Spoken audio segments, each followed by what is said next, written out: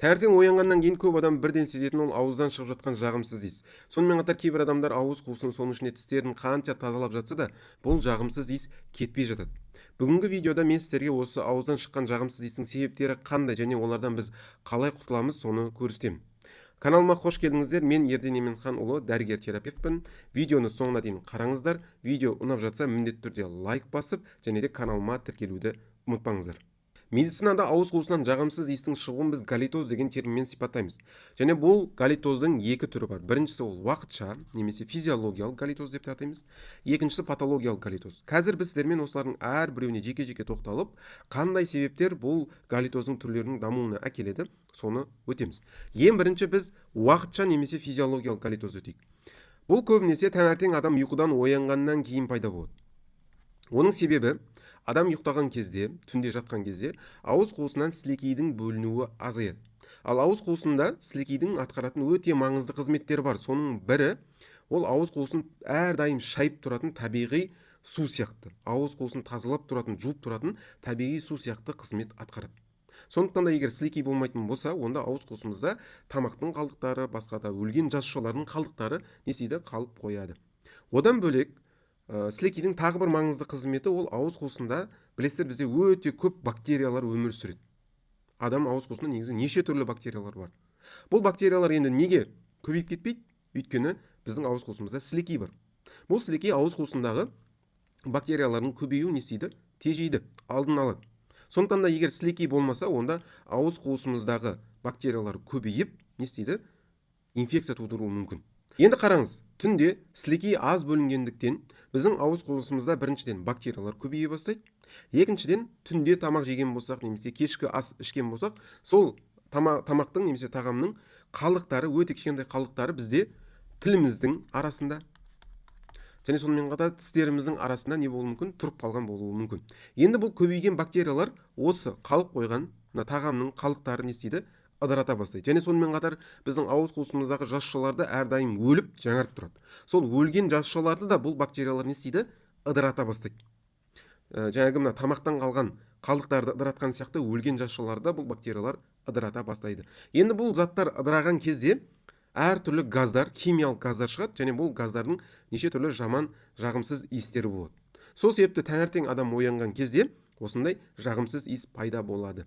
Енді бұл галитоздың түрін біз уақытша немесе физиологиялық деп атаймыз. Оның себебі адам таңертең тұрғаннан кейін аузын жақсылап тұрып шайып, тісін тазалап, тілін тазалайтын болса, бұл иіс кетіп қалады. Даже жай ғана су ішетін болса, немесе тамақ жейтін болса да, бұл иіс кетіп қалады. Сондықтан да бұны біз уақытша немесе физиологиялық галитоз деп атаймыз. Және бұдан құтылу, бұны емдеу өте оңай. Ең маңыздысы таңертең тұрып, ауызды жақсылап шайып, тісті, тілді жуатын болсаңыз, бұл кетіп қалады. Бірақ та егер де адам жатар алдында тісін жумаған болса, тілін жумаған болса, тамақ ішіп аузын шаймаған болса, онда таңертең тұрған кезде бұл галитоз өте қатты болады. Жағымсыз иіс өте қатты шығады. Сондықтан да бұның алдын алу үшін, немесе бұны болмағанда азайту үшін жатар алдында тісті және тілді жақсылап тұрып тазалау керек. Келесі бізде енді патологиялық галитоз. Патологиялық галитозға келген кезде, жалпы бұл жағымсыз иістің ауыздан шығуының 80-90% тікелей ауыз қуысында және соның ішінде тіске байланысты. Яғни патологиялық галитозға келетін ең негізгі себеп ол ауыз қуысының қарапайым ғана гигиенасын дұрыс сақтамау. Мысалы, кейбір адамдар болады, күніне тісін бір-ақ рет жуады, немесе даже жумайтын да болуы мүмкін. Ал тісті міндетті түрде күніне 2 рет тазалау керек, 2 рет. Таңертең және кешке, яғни жатардың алдында. Одан бөлек кейбір тағамның өте кішкентай бөліктері тістің арасында тұрып қалуы мүмкін. Ол тістің арасында тұрып қалған бөліктерді біздің тіс щеткамыз тазалай алмауы мүмкін.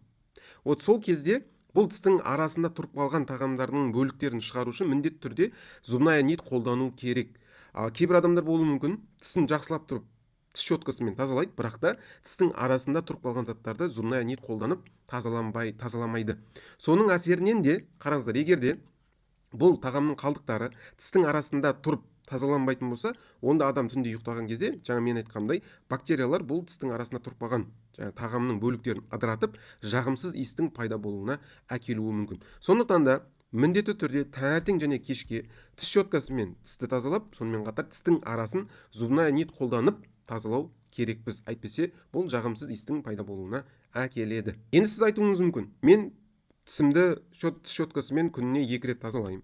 Одан бөлек зубная нит қолданамын. Тістің арасындағы қалдықтарды тазалаймын, бірақ соған қарамастан менің аузымнан жағымсыз иіс шыға береді. Оның себебі не? Деген сияқты сұрақ сізді мазалауы мүмкін. Оның жауабы тілді тазаламау. Кейбір адамдар бар, тісін тазалайды, жақсылап тұрып, бірақ та тілін тазаламайды. Тіл болса, ол енді бактериялар өмір сүретін өте жақсы бір орта болып есептелінеді. Неге? Өйткені тілдің сыртқы бетіне қарайтын болсаңыздар, сыртқы бөлігіне қарайтын болсаңыздар, ол жер тегіс емес. Ол жерде осындай нелер бар, қуыстар бар. Қараңыздар, осындай. Анатомиялық, микроскопиялық тұрғыда қарайтын болсаңыздар, осындай кішкентай нелер бар, қуыстар болады. Және ол қуыстарға біз жеген тағамның қалдықтары тұрып қалуы мүмкін, біріншіден. Екіншіден, мысалы, мұрын қуысынан аққан қандай да бір слиз, шырышты сұйықтықтар тұрып қалуы мүмкін. Және ол тұрып қалған заттарға міндетті түрде біздің ауыз қуысымыздағы бактериялар қосылып, ол заттарды не істейді? Ыдырата бастайды. Оларды ыдыратқан кезде, жаңа мен айтқандай, жағымсыз иістің пайда болуына әкеледі. Сондықтан да міндетті түрде таңертең және кешке тісімізді тазалаған кезде тілімізді тазалау керекпіз. Мысалы, мына пациенттің тіліне қарайтын болсаңыздар, біз не көріп тұрмыз? Кәдімгідей тілдің жоғарғы қабатында, сыртқы қабатындағы налетті көріп тұрмыз. Бұл жерде енді бактерия өте көп деп біз айта аламыз. Өйткені бұл жаңа айтқанымдай бактериялар үшін өте жақсы өмір сүруге қолайлы орта. Егерде біз оны тазаламайтын болсақ. Егерде бұл налетті біз тазаламайтын болсақ, бұл жердегі бактериялар көбейіп, өсіп, кәдімгі колония түзіп, жағымсыз иістің пайда болуына әкеледі. Сондықтан да мұны міндетті түрде осылай не істейміз? Тазалап тастау керекпіз. Қалай тазалаймыз? Әрине, ол тілді тазалауға арналған бізде арнайы қырғыштар бар, скребоктар бар. Соларды қолданып тазаласақ болады. Немесе щетканы қолданып та тілді тазалауға болады. Енді тағы біреу айтуы мүмкін, мен тісімді де тазалаймын, зубная нит қолданамын, тілімді де тазалаймын, бірақ соған қарамастан менің аузымнан жағымсыз иіс шығады. Оның жауабы мынау болуы мүмкін. Тіс аурулары. Мысалы, кейбір пациенттерде кариес болуы мүмкін. Кариес асқынып, глубокий кариес болып, ары қарай пульпит болуы мүмкін. Пульпит одан ары асқынып, бұл пациентте периодонтит болуы мүмкін. Бұл кәдімгі тістің аурулары.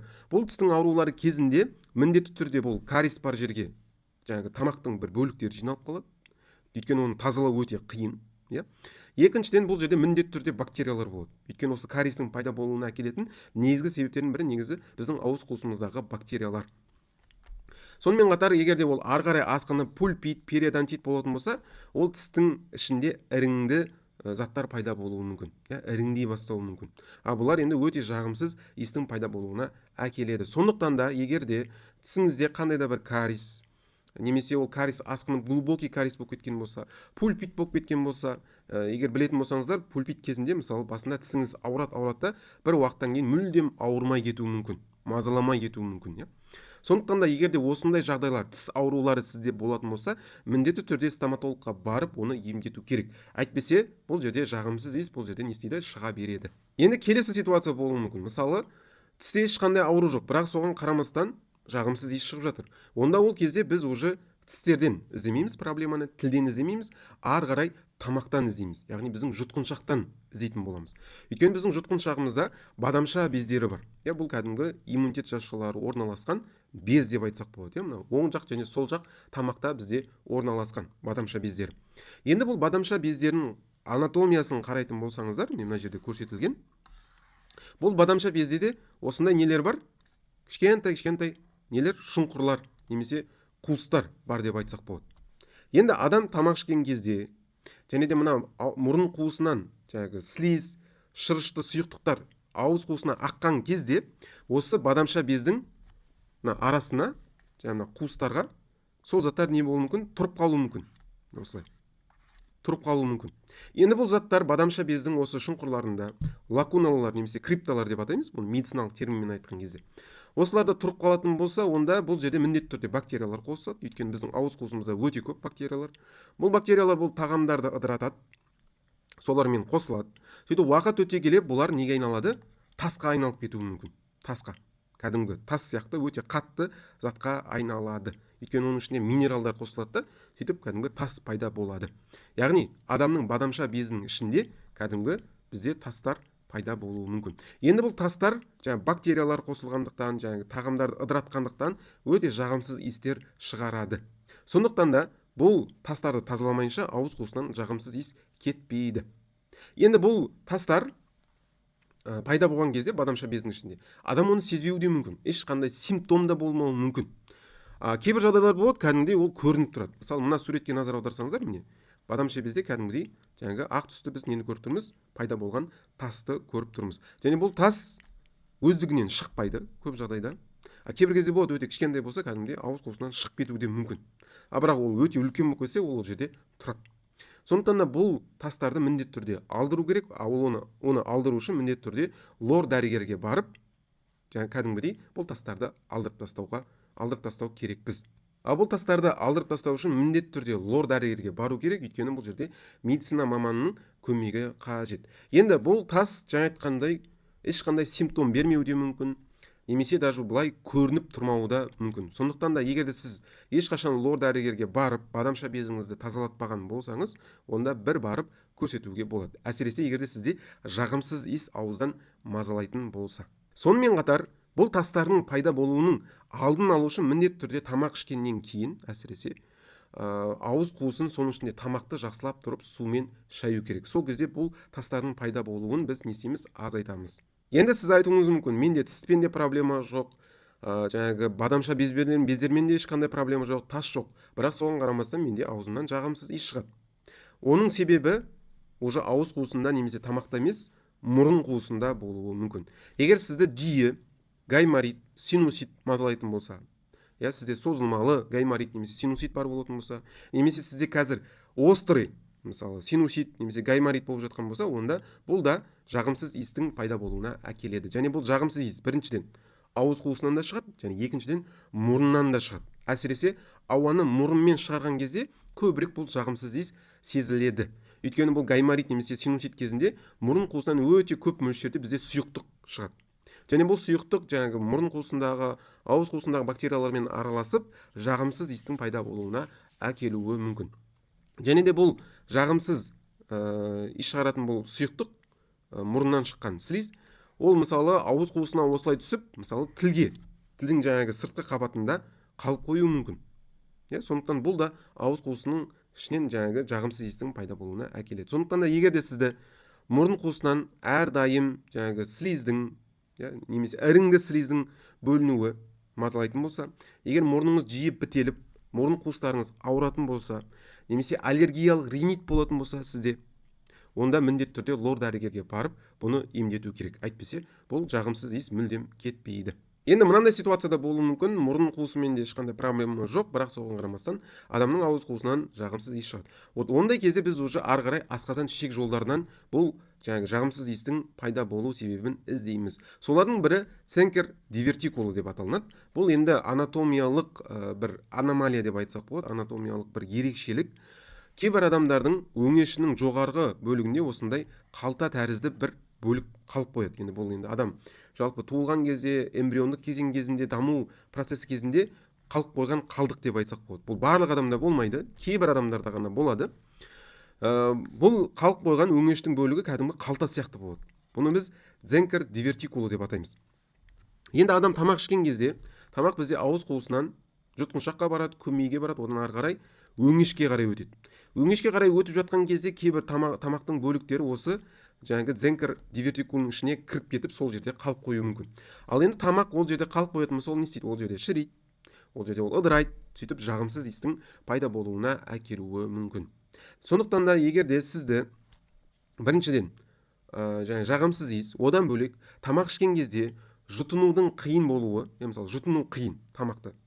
Сонымен қатар қыжыл, тамақ ішкеннен кейін мысалы жеген тамағыңыз ауыз қуысына қайтадан келетін болса, онда осы ценкер дивертикулына тексерген жөн болады. Енді оны қалай тексереміз деген кезде, біріншіден гастроэнтерологқа бару керек. Гастроэнтеролог егер де сізде осы аурудың бар екенін күдіктенсе, міндетті түрде сізді рентгеноскопия, өңештің рентгеноскопиясына жібереді, немесе эндоскопияға жібереді. Ол жерде уже сіз кәдімгідей камераны жұтып, камера арқылы кіріп өңешті қарайды.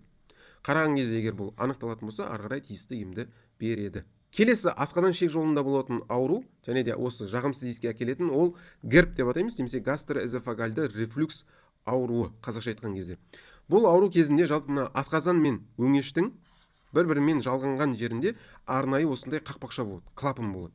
Бұл клапанның негізгі қызметі, мысалы біз тамақ жейміз, тамақ өңеш арқылы асқазанға келгеннен кейін бұл тамақтың қайтадан обратно өңешке қарай өтіп кетуін не істеу, алдын алу, жол бермеу. Егер де бұл клапан дұрыс жұмыс жасамаса, өзінің функциясын жоғалтса, онда не болады? Біз тамақ ішкеннен кейін, әсіресе тойып тамақ ішкеннен кейін, майлы тамақ жегеннен кейін, біз жеген тамақ қайттан өңешімізге қарай өтіп, аузымызға дейін қышқыл дәм келуі мүмкін. Қышқыл дәм. Немесе қыжыл дейміз ғой, изжога болуы мүмкін. Мына кеудеміздің мына жері кәдімгідей ашып, сондай бір симптомдар пайда болуы мүмкін. Егер де осындай симптом сізді мазалайтын болса, әсіресе тамақ ішкеннен кейін, тойып тамақ жегеннен кейін, онда тоже гастроэнтерологқа барып емделген дұрыс болады. Өйткені бұл жаңағы тағамдар, біз жеген тағам ауыз қуысына қайттан келген кезде қышқылды дәм беріп, сонымен қатар қышқыл бір иісте беруі мүмкін. Осы ауыздан бір жағымсыз иістің пайда болуына әкелуі мүмкін. Енді соңғы осы ауыздан жағымсыз иістің пайда болуына әкелетін асқазан ішек жолының ауруы ол Helicobacter pylori инфекциясы. Бірақ бұл әлі нақты дәлелденген жоқ. Бұл пока сондай бір тұжырым бар, теория бар. Егер де адамның асқазанында Helicobacter pylori деген инфекция болатын болса, бұл да ауыз қуысынан жағымсыз иістің пайда болуына әкелуі мүмкін деген. Бірақ бұл әлі толықтай дәлелденген жоқ. Өйткені бұл бактерия жалпы біздің асқазанда өмір сүреді, және бұл өте қауіпті бактерия. Егер бұл бактерия анықталатын болса сізде, онда оны міндетті түрде антибиотик қабылдап емделу керек. Себебі бұл Helicobacter pylori тек қана жағымсыз иіс қана емес, сонымен қатар асқазанда жаралардың пайда болуына, язвалардың пайда болуына, және де асқазанның қатерлі ісігінің пайда болуына әкелетін негізгі факторлардың бірі. Сондықтан да бұл жерден Helicobacter жалпы анықталатын болса, оны ауыз қуысынан жағымсыз иіс шықса да шықпаса да міндетті түрде емдеу керекпіз. Бірақ та соған қарамастан кейбір зерттеулер көрсетеді, Helicobacter болатын болса, бұл да жағымсыз иістің пайда болуына әкелуі мүмкін. Өйткені бұл бактерия біздің асқазанымызда өмір сүрген кезде ол уреаза деген фермент бөледі. Ал уреаза деген фермент бұл асқазандағы кейбір белоктарды ыдыратып, немесе мочевинаны ыдыратып, аммиак түзуі мүмкін. Ал аммиак өте өткір жағымсыз иістің пайда болуына әкеледі. Сондықтан да бұл болуы мүмкін, бірақ дәлелденбеген әлі. Соған қарамастан Helicobacter егер асқазанда бар екен анықталса, оны міндетті түрде біз емдеу керекпіз. Осымен достар, ауыз қуысынан жағымсыз иістің пайда болу себептері сіздерге түсінікті болды деп ойлаймын. Егер де видео ұнаған болса, міндетті түрде лайк басып, каналға тіркелуді ұмытпаңыздар. Алдағы уақытта бұдан да көп пайдалы видеолар шығатын болады.